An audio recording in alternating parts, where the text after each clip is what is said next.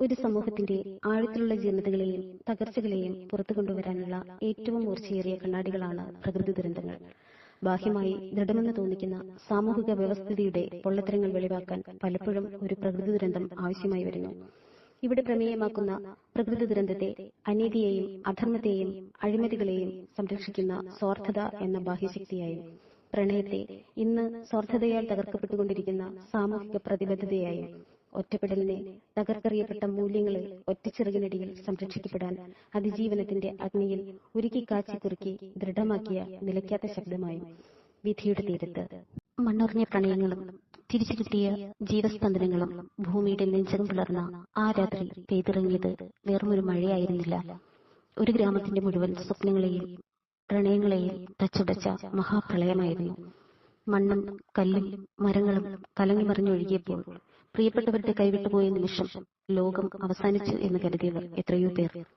എന്നാൽ ആ ദുരന്തഭൂമിയിൽ നിന്നും ഉയർത്തെഴുന്നേറ്റ ചില പ്രണയകഥകൾ ഇന്ന് നമ്മുടെ കണ്ണുകളെ ഈർന്നണിയിക്കുന്നു. തിരിച്ചു കിട്ടിയ പ്രിയപ്പെട്ടവർ മണ്ണുമൂടിക്കിടന്ന മുറ്റത്ത് നിന്നും, ആംബുലൻസുകളുടെ നിലവിളിക്കിടയിൽ നിന്നും, ആശ്വാസ ക്യാമ്പുകളുടെ തിരക്കിൽ നിന്നും തങ്ങളുടെ പാതിയെ തിരഞ്ഞ തിരച്ചിലുകൾക്കൊടുവിൽ അവർ പരസ്പരം കണ്ടുമുട്ടി.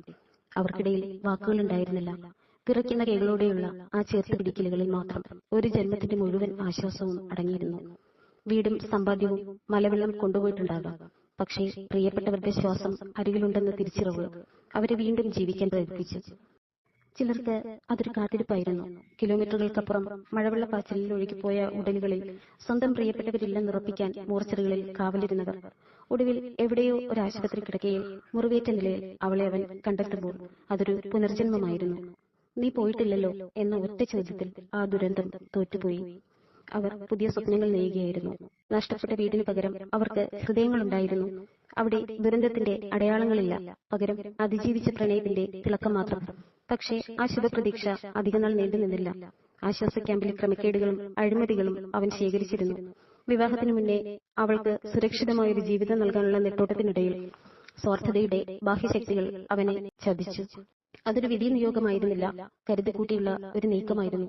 അമിതവേഗതയിൽ വന്ന ഒരു വാഹനം അവന്റെ സ്വപ്നങ്ങൾക്ക് മുകളിലൂടെ പാഞ്ഞു കയറി. ആ ഒറ്റപ്പെടൽ നൽകിയ വേദന മരണത്തെക്കാൾ വലുതായിരുന്നു. അവന്റെ ഓർമ്മകളും അവൻ കണ്ടെത്താൻ ശ്രമിച്ച സത്യങ്ങളും അവൾക്ക് മുന്നിൽ ഒരു ചോദ്യചിഹ്നമായി നിന്നു. ദുഃഖത്തിൽ തളർന്നിരിക്കാൻ അവൾക്ക് തോന്നിയില്ല.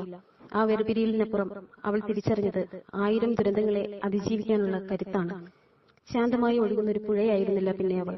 അനീതിക്കെതിരെ കലഹിക്കുന്ന, സത്യത്തിനായി ശബ്ദമുയർത്തുന്ന ഒരു പോരാളിയായി അവൾ മാറി.